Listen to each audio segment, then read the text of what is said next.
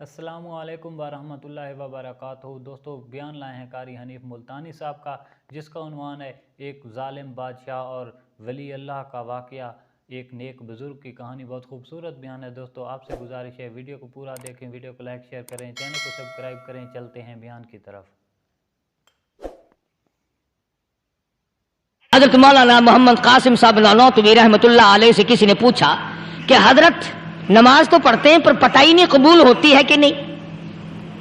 نماز تو ہم پڑھتے ہیں پر معلوم تو نہیں کہ قبول ہو رہی ہے کہ نہیں۔ تو فرمایا کہ ایک نشانی ہے قبولیت کی، اور وہ یہ کہ اگر ظہر کی نماز کے بعد عصر کی نماز کی توفیق ہو جائے تو سمجھو ظہر قبول ہو گئی،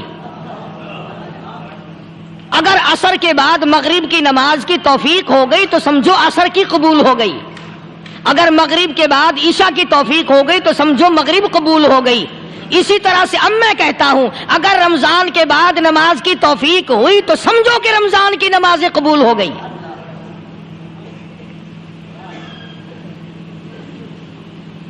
اسی لیے خداوند عالم نے فرمایا کہ نیکیوں کو اپنے آخری دم تک سنبھال کے رکھو۔ حبطت اعمالہم، قرآن کریم میں کئی جگہ یہ ہے کہ اپنے اعمال کو برباد نہ کرو۔ فرمایا اولئک الذین کفروا بآیات ربہم، اولئک الذین کفروا بآیات ربہم ولقائہ فحبطت اعمالہم فلا نقیم لہم یوم القیامۃ وزنا۔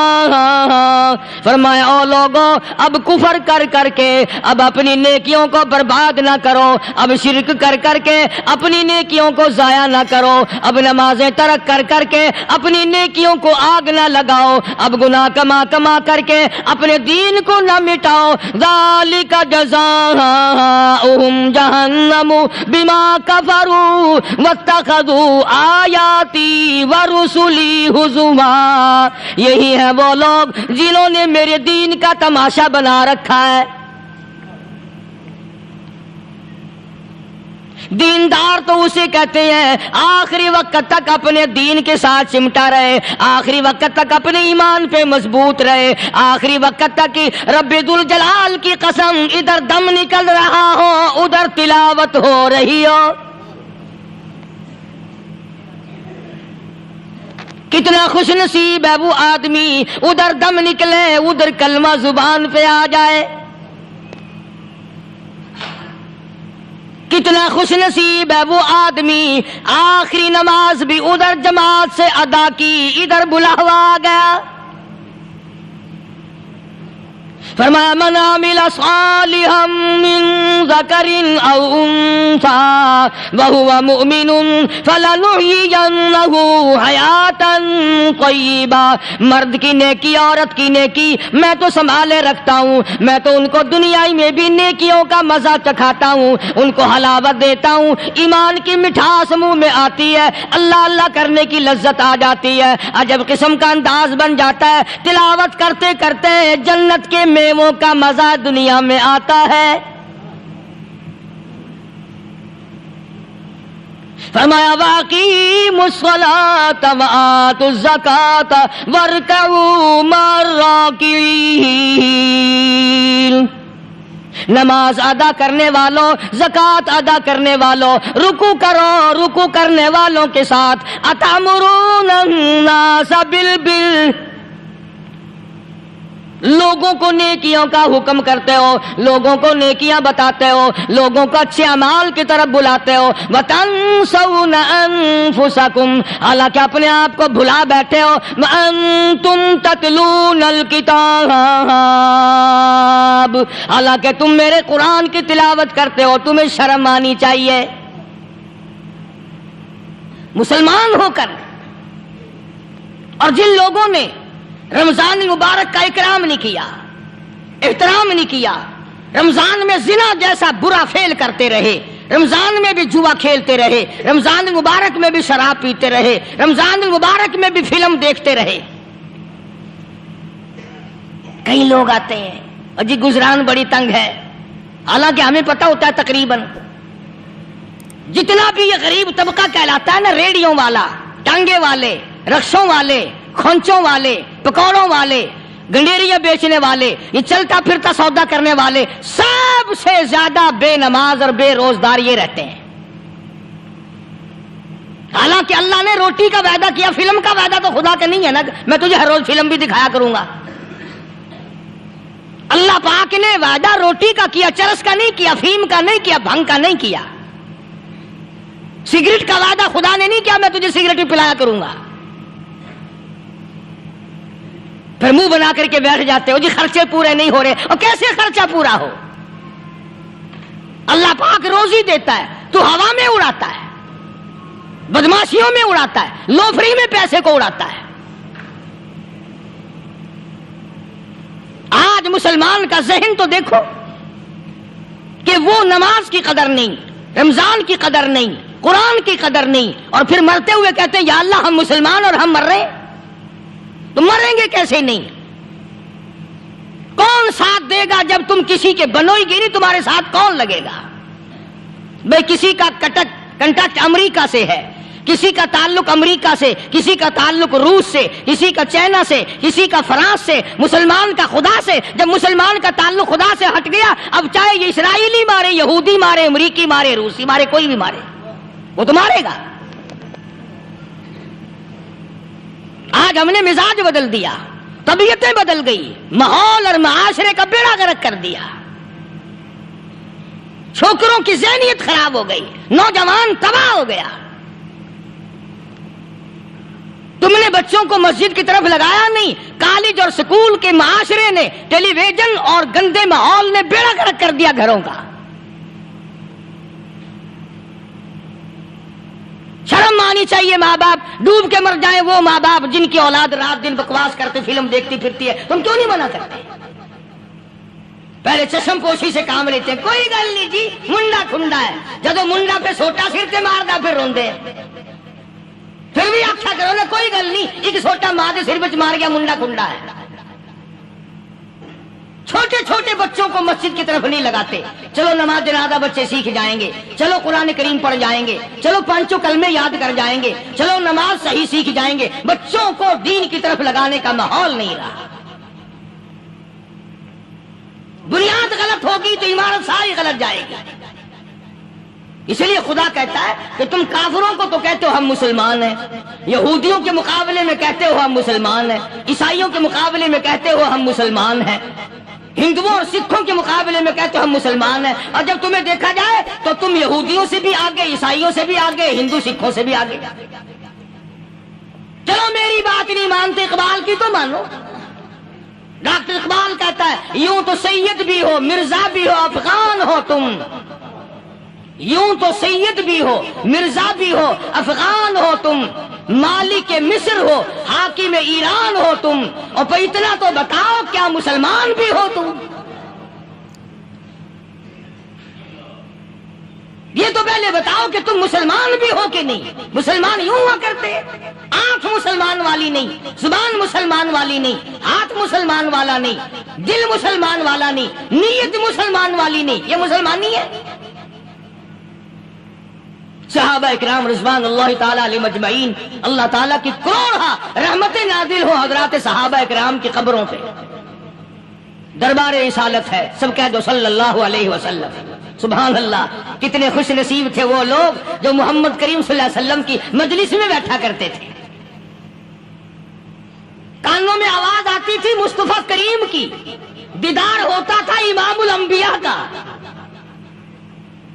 कितने खुश नसीब थे ये लोग। जंग से वापस आए सहाबा इकराम, एक लड़की को पकड़ के लाए जो लड़ने आई थी, कुफार के साथ मिलकर मुसलमानों का मुकाबला करने आई। मैदान जिहाद में से सहाबा इकराम पकड़ के लाए, कैदी है, काफरा औरत है, गैर मुस्लिम है। शहंशाह कायनात हजरत मोहम्मद रसूलुल्लाह सल्लल्लाहु ताला अलैहि वसल्लम के दरबार में लाके बिठा दिया। नंगे सर है, नंगे मुंह है, नंगे हाथ पैर हैं। अल्लाहू अकबर। कभी आपने सोचा नहीं कि तू कितने बड़े नबी का उम्मती है, कितने बड़े सरदार का गुलाम है। رحمت والی چادر اتار کر فرمائی او بلال یہ میری چادر لے لے، اس لڑکی کے سر پہ ڈال دے، پردہ کرا دے۔ عرض کیا گیا کسی کافر کی لڑکی ہے، یہودی کی لڑکی ہے، عیسائی کی لڑکی ہے، غیر مسلم کی لڑکی ہے، میدان جہاد سے گرفتار کر کے لائی گئی، قیدی لڑکی ہے، لڑنے آئی تھی، مارنے آئی تھی، اسلام کی دشمن ہے، دین کی دشمن ہے، قرآن کی دشمن ہے، مذہب کی دشمن ہے، خدا اور اس کے رسول کی دشمن ہے۔ اللہ تعالیٰ کے نبی حضرت محمد کریم صلی اللہ علیہ وسلم نے فرمایا او لوگو ٹھیک ہے، لڑکی کافر کی ہے، کفر کی حالت میں پلی ہے، کفر پھیلانے آئی ہے، کفر کو بچانے آئی ہے، اسلام کا مقابلہ کرنے آئی ہے، اسلام کو مٹانے کے لیے آئی ہے، پر اے میرے دیوانوں یہ تو بتاؤ اپنے باپ کافر کے دربار میں بھی ننگے سر بیٹھے اور میں کالی کملی والے کے دربار میں بھی ننگی بیٹھے،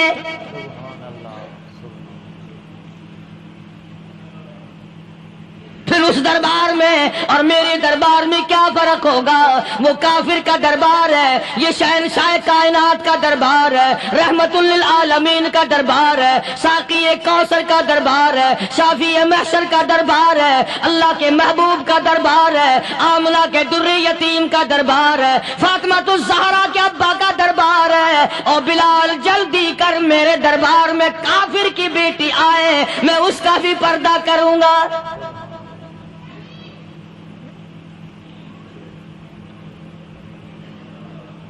حضرت بلال رضی اللہ تعالی عنہ نے ذرا ایک اور لطیف سی بات ہے، تھوڑی سی باریک سی، اگر آپ سوچیں لڑکی ہے تو کافرہ، لڑکی ہے تو بے دین، ہے تو اسلام کے دشمن، میں تو کئی مرتبہ سوچا کرتا ہوں کہ واہ لڑکی تیرا مقدر، ہے تو کافر کی بیٹی، خود بھی کافرہ ہے، مگر مقدر تو دیکھو امام الانبیاء کی چادر سر پہ ڈالے بیٹھی ہے۔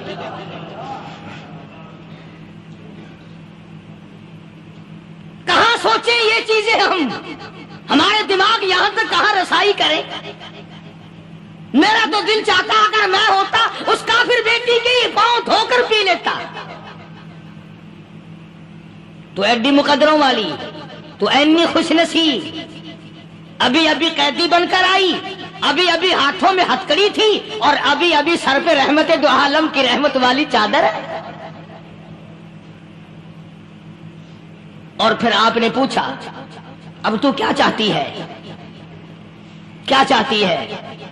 اللہ اکبر، کہنے لگی میرے گھر پہنچا دو، میں اپنے گھر جانا چاہتی ہوں۔ دو نوجوان صحابہ کو بلایا، فرمایا کہ انسانی رشتے کا تقاضا ہے، لڑکی نے ہم سے پناہ مانگی اور اپنے گھر جانا چاہتی ہے، ہم نے اس کو معاف کر دیا، جاؤ گھر چھوڑاؤ۔ اب گھر پہنچانے کا مطلب یہ تو تھا نہیں کہ حسین گائی پہنچا دو، دولت گیٹ پہنچا دو، خدا جانے کتنی دور گھر ہوگا، لڑنے جو آئی تھی۔ یوں لکھا ہے علماء اکرام نے، ذرا توجہ کریں، اور سچی بات تو یہ ہے اپنے دامن میں بھی ہاتھ مار کے دیکھو کہ ہم کیسے ہیں۔ محمد الرسول اللہ صلی اللہ علیہ وسلم کے دو جوان دیوانے ساتھ ساتھ اس کے چلتے ہیں، ایک ادھر چل رہا ہے ایک ادھر چل رہا ہے، جنگل کا راستہ ہے، رات بھی راستے میں آئی ہے۔ نوجوان لڑکی کا بیان ہے، اپنے بھائی کو جا کے کہتی ہے یہ دونوں جوان میری ساتھ راستہ چلتے آئے، میری ساتھ سفر طے کرتے آئے، پر اے میرے بھائی جان رب کائنات کی قسم مجھے تو یوں معلوم ہوتا تھا دونوں اندھے چل رہے۔ مجال ہے میری طرف نظر اٹھائی ہو، یہاں تو رکشے والے کا داؤ لگ جائے وہ بعد نہیں آتا، ٹانگے والے کا داؤ لگ جائے وہ بعد نہیں آتا، اور پیر صاحب تو اپنے یہاں سے خشک جانے کیسے دیں گے؟ کیوں جانے دیں؟ کیا مطلب؟ یہ شرافت ہے، یہ دین ہے، یہ اسلام ہے۔ مسلمان کی بیٹی کی عزت پہ ڈاکے ڈالنا، خدا کی قسم اگر اسلام کی حکومت ہو اور جس نبی کا تو نام لے کر جنت میں جانا چاہتا ہے، اگر نبی کا قانون زندہ ہو، قرآن کا قانون عدالت میں ہو، آنکھیں نکال دی جائیں۔ بے غیرت قوم، بے حیا اور بے شرم قوم، شرم نہیں آتی کہ زندگی کس طرح بسر ہوتی ہے۔ یہ کافروں کی بیٹیاں ہیں، یہ کسی یہودی کی بیٹیاں ہیں۔ چکلے چل رہے ہیں، بدماشی کے اڈے چل رہے ہیں، سب کو پتا ہے، افسروں کو پتا ہے، چھوٹے بڑوں لیڈروں کو پتا ہے۔ کون روکے؟ کس لیے روکے؟ پھر یاد رکھو بات محمد کریم صلی اللہ علیہ وسلم کی، فرمایا جس ملک میں، جس شہر میں زنا ہوگا، اللہ کے نبی نے فرمایا وہ جس دن برباد ہوگا آواز بھی نہیں آئے گی۔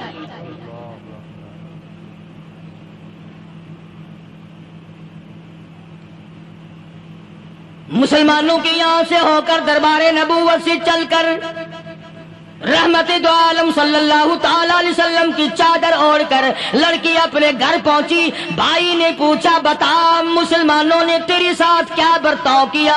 مسلمان تجھے پکڑ کے لے گئے تھے، اتنی خوبصورت ہے تو، ایسی حسینہ ہے، شباب تیرا، حسن تیرا، جمال تیرا، شکل و صورت نرالی، نقش نرالے، آنکھیں تیری نرالی، چہرہ تیرا نرالا، لب تیرے نرالے، قد و قامت تیری نرالی، حسن تیرا شان والا، جوانی شباب ہے، بتا مسلمانوں نے تیری ساتھ کیا گزری؟ رونے لگی اور کہنے لگی تو میرا ماجا بھائی ہے، پر میں کیا بتاؤں، زمین و آسمان کے مالک کی قسم، سمندروں کے پیدا کرنے والے کی قسم، درختوں کی پتی پیدا کرنے والے کی قسم، ان پہاڑوں اور زمین کے ذرات کو پیدا کرنے والے کی قسم، جو میری عزت کی حفاظت محمد کے غلاموں نے کی ہے، وہ تو ماجا بھائی بھی نہیں کر سکتا۔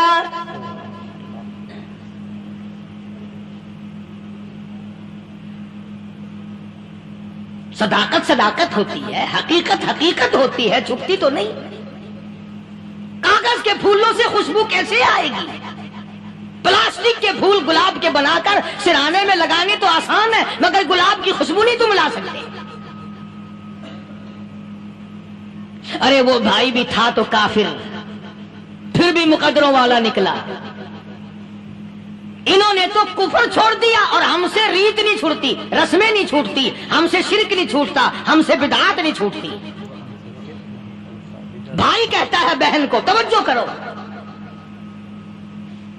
کبھی دنیا میں انصاف کی بات کرنے والے لوگ بھی زندہ تھے۔ کفر اسلام ایک اور چیز ہے، انصاف کی بات تو کہا کرتے تھے۔ بھائی کہنے لگا بہن سے کہ میری بہن، چادر تیرے سر پہ نبی کی، کالی کملی والے کی چادر تیرے سر پہ ہے، یہ اس کے دیوانے تجھے ساتھ لے کے آئے ہیں اور انہوں نے تیری عزت اور آبرو کی حفاظت کی ہے، تو یہ بتا کلمے سے خالی آئی؟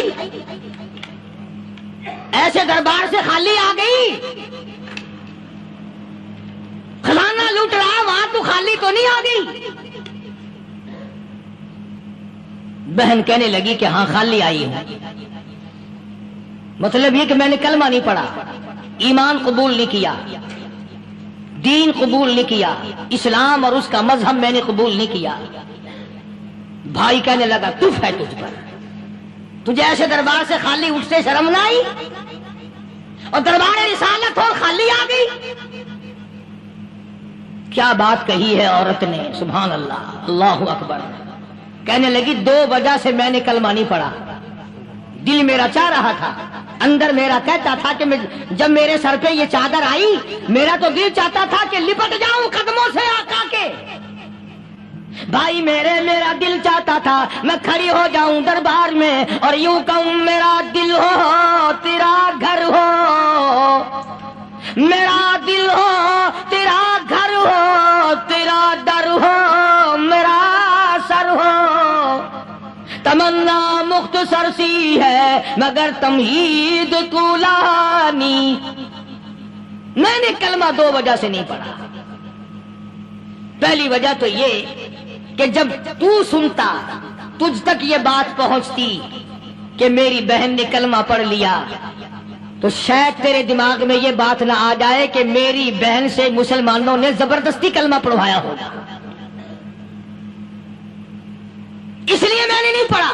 تیرے دماغ میں یہ بات نہ آئے کہ مسلمانوں نے مجبور کر کے قیدی بنا کر کے جو لے گئے تھے مجبور کر کے کلمہ پڑھایا اور میری بہن نے ڈر کے مارے کلمہ پڑھا. کلمہ پڑھنے کا پختہ پروگرام ہے. مزہ تو اب آئے گا نا, یہاں سے آزاد ہو کر جاؤں گی. اور دوسری بات اس نے اور پتے کی کہی, کہنے لگی بھائی میں نے کلمہ اس لیے بھی نہیں پڑھا کہ بہن جنت میں جائے بھائی دوزخ میں جائے. اصل میں تجھے لینے آئی ہوں, دونوں چل کر اس دربار کی غلامی کریں گے. میں نے یہ خوف کھایا کہ میرا بھائی غصے میں آ کر کفر پر اور مضبوط نہ ہو جائے, اس لیے مجھے آنے کی کوئی ضرورت نہیں تھی. اور کہنے لگی او میرے بھائی وہ دربار کوئی واپس آنے کا تھوڑا ہی ہے, وہاں تو جو گیا قربان ہو گیا, جو گیا قربان ہو گیا. چلو چلتے ہیں. دونوں بہن بھائی آ کر حضور اکرم صلی اللہ علیہ وسلم کے ہاتھ پہ کلمہ پڑھ کر مسلمان بن جاتے ہیں. وہ نبی کی ایک بات دیکھ کر کلمہ پڑھ کر مسلمان بن گئے. ہمارے سامنے لاکھوں حدیثیں, ہزاروں قرآن کی آیتیں ہیں, پر ہم آج تک مسلمان نہ بنے. جب مرضی آئی نماز پڑھ لی, جب مرضی آئی زکات دے دی, جب مرضی آئی قرآن پڑھ لیا, جب مرضی آئی دین ایمان کر لیا, مرضی آئی چوری کر لی, مرضی آئی ٹھگی مار لی. اس کا نام دین نہیں ہے, اس کا نام ٹھگی اور فریب ہے. اس لیے قرآن کریم نے للکار کی کہا تأمرون الناس بالبر وتنسون انفسکم وانتم تتلون الکتاب. دوسروں کو اسلام کا نام لیتے ہو, دوسروں کے سامنے مسلمان بنتے ہو, حالانکہ تم کتاب پڑھتے ہو اللہ کی. افلا تعقلون, سوچتے کیوں نہیں ہو کہ تم کدھر چلے جائے؟ کیا پروگرام بنائے بیٹھے ہو؟ زندگی کا لاہ عمل یہ تو نہیں ہونا چاہیے جو تم نے بنایا ہوا ہے. اور آگے فرمایا تأمرون الناس بالبر وتنسون انفسکم وانتم تتلون الکتاب افلا تعقلون واستعینوا بالصبر والصلاة. اگر تکلیف آئے, پریشانی آئے, کوئی مصیبت آئے تو صبر اور نماز کے ساتھ قائم رہو. یعنی صبر نماز کے بغیر حاصل نہیں ہوگا, اور نماز قبول ہوگی تو صبر خود بخود آ جائے گا. چنانچہ اللہ والوں کی زندگی کا مطالعہ کرو, کتابیں اور حالات پڑھ کر کے دیکھو کہ انہوں نے ساری عمر میں ایک ایک نماز بھی ضائع نہیں ہونے دی. تمام عمر میں ایک ایک نماز ضائع نہیں ہونے دی. اور ہم لوگوں کی جوانی یوں ہی بیت جاتی ہے, جوانی یوں ہی گزر جاتی ہے. اسی کو کہتا ہے کہ کچھ نہ پرواہ کی میرے دین کی, آج میں تمہاری پرواہ کیسے کروں. وَإِنَّهَا لَكَبِيرَةٌ إِلَّا عَلَى الْخَاشِعِينَ. اللہ پاک خود فرماتے ہیں کہ نماز بھاری نہیں, نماز مشکل نہیں, نماز پڑھنا کوئی تکلیف نہیں, مگر ان لوگوں کے لیے, ان لوگوں پہ کوئی مشکل نہیں جو اللہ سے ڈرنے والے ہیں, اللہ کے خوف کو دل میں بسانے والے ہیں, جن کا یقین ہے کہ موت آئے گی اور اللہ کے یہاں جا کر کے میں نے منہ دکھانا ہے, ایک دن قبر میں جانا ہے, حشر نشر نے بھی آنا ہے, قیامت نے بھی آنا ہے, جس کا ان تمام چیزوں پہ یقین ہے. اللہ فرماتے ہیں الا علی الخاشعین, ڈرنے والے کے لیے تو کوئی چیز نہیں, اور جو نہیں ڈرتا اس کے لیے تو پہاڑ ہے نماز پڑھنا. صحابہ کرام نے تو ایسی ایسی نمازیں پڑھی. صحابی ہے مدنی کریم صلی اللہ علیہ وسلم کا, اپنے باغ میں نماز پڑھ رہا ہے. گنجان باغ ہے کھجوروں کا باغ پکا کھڑا ہے. صحابی نماز پڑھ رہا ہے. ایک پرندہ کبھی ادھر سے آتا ہے کبھی ادھر جاتا ہے. گنجان باغ ہے, وہ نکلنا چاہتا ہے, پرندے کو راستہ نہیں ملتا. تو دوران نماز صحابی کی نظر پرندے پہ لگ گئی. دوران نماز صحابی کی نظر, وہ پھڑک پھڑک جو کرتا تھا نا کبھی ادھر کبھی ادھر, صحابی کی نظر پرندے پہ لگ گئی, نماز میں بھول گیا. بس اتنی سی بات ہوئی, آیا دربار رسالت میں اور کہنے لگا یا رسول اللہ وہ سارا باغ لے کر اسلام میں وقف کر لو, جس باغ کی وجہ سے میری نماز خراب ہو جائے میں وہ باغ ہی نہیں رکھتا.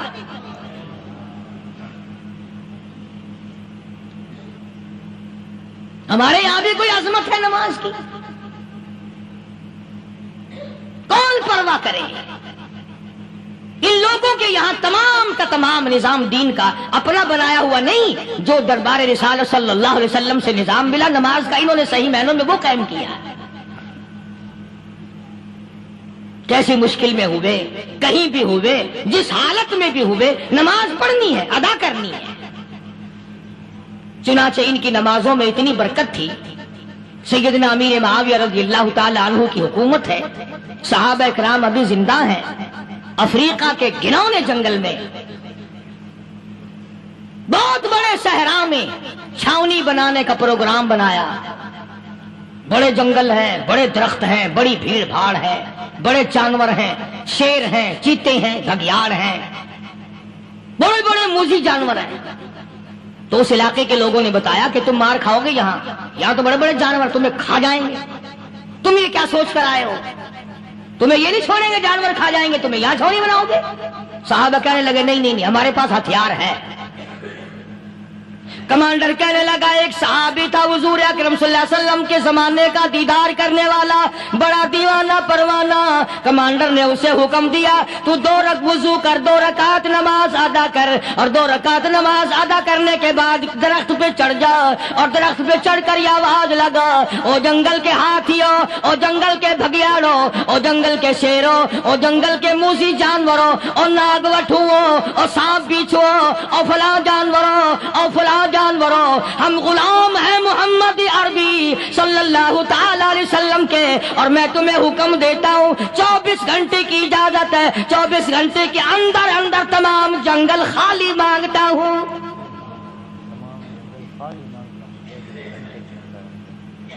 ماشاء اللہ نافذ کر دیا حضور کے غلام نے، ہاتھیوں پہ، جانوروں پہ، چیتوں پہ، بھگیاڑوں پہ، شیروں پہ۔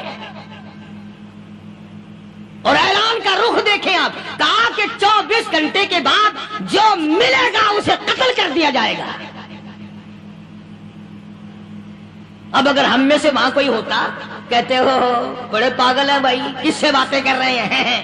ہاتھیوں سے باتیں ہو رہی ہیں، چیتے اور شیروں سے باتیں ہو رہی ہیں، بھگیاڑوں سے گپیں ہو رہی ہیں، لے جاؤ پاگل خانے میں۔ مگر یہ بات نہیں، صحابہ جانتے تھے شیر بھی اس کی مخلوق ہے، چیتا بھی اس کی مخلوق ہے، بگیاڑ بھی اس کی مخلوق ہے، ہاتھی بھی اس کی مخلوق ہے، اور ہم اس کے دیوانے ہیں، ہم اس کے بندے ہیں۔ جب اس کا ہی حکم نافذ کرنے کے لیے ہم نکلے ہیں، اب ہمارے سامنے کوئی چیز ٹھہر نہیں سکتی۔ تاریخ شاہد ہے، گیبن مورخ انگریز لکھتا ہے، امریکہ کا بہت بڑا پروفیسر تور آندرے انگریز مورخ لکھتا ہے کہ صحابی کی یہ بات سن کر جنگل میں کھلبلی بچ گئی، جانوروں میں شور مچ گیا، چیتے بھگیاڑ اور طوفان مچ گیا، شور مچاتے ہوئے تمام کے تمام نے جنگل خالی کر دیا۔ مسلمان، جب تیرے اندر ایمان تھا، جب تیرا قرآن پہ ایمان تھا، جب تیرا نبی پاک صلی اللہ علیہ وسلم پہ ایمان تھا، جب تیرا حضور کی رسالت پہ ایمان تھا، جب اللہ کی توحید پہ تیرا ایمان تھا، اور تیرا مقابلہ شیر نہیں کر سکتا تھا، تیرا مقابلہ چیتا نہیں کر سکتا تھا۔ آج ایمان پلے ہے نہیں، آج تو ڈر کے مارے مر رہا ہے اور مرے گا۔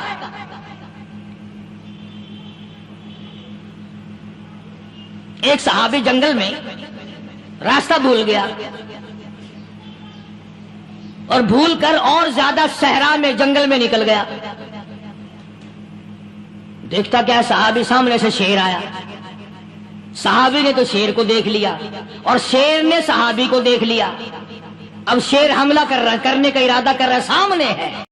ماشاءاللہ، سبحان اللہ۔ دوستو، بیان فرما رہے تھے قاری حنیف ملتانی صاحب، بہت خوبصورت آسان انداز میں آپ لوگوں نے بیان سماعت فرمایا۔ امید کرتے ہیں کہ آج کی ویڈیو آپ کو بہت پسند آئی ہوگی۔ اگر ویڈیو اچھی لگی ہو تو ویڈیو کو لائک شیئر کریں، چینل کو سبسکرائب کریں، تاکہ قاری حنیف ملتانی صاحب کے تمام بیانات آپ تک بر وقت اور سب سے پہلے پہنچ سکے۔ دوستو، بہت ہی خوبصورت بیان قاری حنیف ملتانی صاحب نے بیان کیا ہے، آپ لوگوں نے سماعت فرمایا ہے۔ ایک اللہ کا ولی اور ظالم بادشاہ کا واقعہ اور نیک بزرگوں کی کہانی، بہت خوبصورت بیان تھا دوستو۔ اس بیان میں اللہ تعالیٰ کے نیک بزرگوں کی شان کے حوالے سے آپ لوگوں نے بیان سماعت فرمایا۔ دوستو بہت ہی دلچسپ واقعات تھے اس میں اللہ والوں کی شان کے حوالے سے، کہ جو لوگ اللہ تعالیٰ کی ذات کے ساتھ جڑ گئے ان کے کیا ہی کمالات تھے، اور ان کو دنیا میں بھی عزت ملی اور کل قیامت میں بھی ان کو عزت اور ان کا مقام بلند ہوگا۔ صحابہ کرام ایک جنگ پر گئے اور وہاں جنگ پر کفار کے ساتھ مقابلہ تھا، تو کفار کے ساتھ مقابلہ کرتے کرتے حضور پاک صلی اللہ علیہ وآلہ وسلم کے غلاموں نے جب وہاں فتح کی اور مال غنیمت اکٹھا کیا تو وہاں کچھ قیدی بھی ملے اور ان کو قید کر لیا گیا، اور ان میں سے ایک کافروں کی ایک لڑکی بھی تھی جو اس وقت جنگ کے لیے آئی تھی، مسلمانوں کے خلاف آئی تھی، مسلمانوں اسلام کے خلاف آئی تھی، اللہ اور اللہ کے محبوب کے خلاف جنگ کرنے کے لیے آئی تھی۔ جب صحابہ کرام نے اس لڑکی کو پکڑا تو ادب کے تقاضے سے اس عورت کو جو بھی عزت دی جاتی ہے وہ دی، اور اس کے ساتھ کسی قسم کی بد اخلاقی نہ کی، اور کسی قسم کی کوئی بھی ایسا کام نہ کیا جو اسلام میں جو اسلام منع کرتا ہے۔ تو باقی قیدیوں کو بھی لایا گیا اور اس لڑکی کو بھی حضور پاک صلی اللہ علیہ وآلہ وسلم کی بارگاہ میں لایا گیا اور کہا گیا کہ یہ وہ لڑکی ہے جو کافروں کے ساتھ مل کر آئی تھی، اسلام کے خلاف آئی تھی، آپ کے خلاف آئی تھی اور ہمارے خلاف جنگ کرنے کے لیے آئی تھی، تو یہ اب لڑکی قید ہو گئی ہے۔ تو آپ صلی اللہ علیہ وآلہ وسلم سے کہا گیا کہ آپ اس کا فیصلہ کریں۔ جب آپ صلی اللہ علیہ وآلہ وسلم تشریف لائے تو اس لڑکی کے سر ننگا تھا، پاؤں ننگے تھے، ہاتھ ننگے تھے، یعنی کوئی بھی کسی قسم کا پردے کا انتظام نہ تھا، کیونکہ وہ کافرہ تھی اور وہ اپنے ہی لباس میں آئی تھی اور ویسے ہی وہاں بھی موجود تھی۔ تو حضور پاک صلی اللہ علیہ وآلہ وسلم نے ایک صحابی کو کہا اپنی چادر دے کر کہ یہ لو اور اس کے سر پر ڈال دو، قربان جاؤں کہ آپ صلی اللہ علیہ وآلہ وسلم کی اتنی عظمتوں، برکتوں، شانوں والی اور کیا ہی کمالات والی چادر جو اس کافرہ لڑکی کے سر پر گئی ہوگی تو اس کے بھی کیا مقدر ہوں گے۔ تو صحابہ کرام نے کہا کہ حضور پاک صلی اللہ علیہ وآلہ وسلم سے کہ یہ کافروں کی لڑکی ہے اور اسے خود بھی یہ معلوم تھا کہ میں دوپٹہ کروں یا نہ کروں، مگر اس نے نہیں کیا، اور یہ تو ہماری مخالف ہے، ہمارے خلاف جنگ لڑ رہی تھی، اسلام کے خلاف لڑ رہی تھی، آپ کے اور آپ کے خدا کے خلاف جنگ لڑ رہی تھی، تو آپ اتنی برکتوں والی چادر اسے دے رہے ہیں۔ تو حضور پاک صلی اللہ علیہ وآلہ وسلم نے کہا کہ یہ لڑکی کافروں کے درمیان بھی ننگے سر رہے اور محمد صلی اللہ علیہ وآلہ وسلم کی بارگاہ میں بھی ننگے سر رہے، صحابہ کرام کے سامنے ننگے سر رہے، تو ہمیں یہ بات زیب نہیں دیتی کیونکہ وہ کافر ہیں اور میں اللہ کا نبی ہوں، تو اس وجہ سے ہمیں یہ حق بنتا ہے، ہمارا یہ حق بنتا ہے کہ ہم عزت کریں، بیٹی بیٹی ہوتی ہے چاہے جس کی بھی ہو۔ تو حضور پاک صلی اللہ علیہ وآلہ وسلم نے وہ چادر دی، اور جب اس لڑکی نے دیکھا کہ آپ نے اپنی چادر دیکھی تو وہ بہت ہی متاثر ہوئی، تو حضور پاک صلی اللہ علیہ وآلہ وسلم نے اس لڑکی سے کہا، حالانکہ تھی وہ قیدی، آپ جو بھی اسے سزا دیتے وہ اسے ماننی ہی پڑتی، مگر آپ صلی اللہ علیہ وآلہ وسلم نے رحم دلی دکھائی اور یہ سبق دیا کہ رحم کرنا چاہیے اور کسی مظلوم کے ساتھ ظلم نہیں کرنا چاہیے۔ تو جب کفار صحابہ کرام کو یا اگر کسی مسلمان کو پکڑتے تو وہ بہت اذیتیں دیتے اور وہ کہتے کہ اپنا اسلام چھوڑ دو تو تب ہی ہم آپ کو چھوڑیں گے۔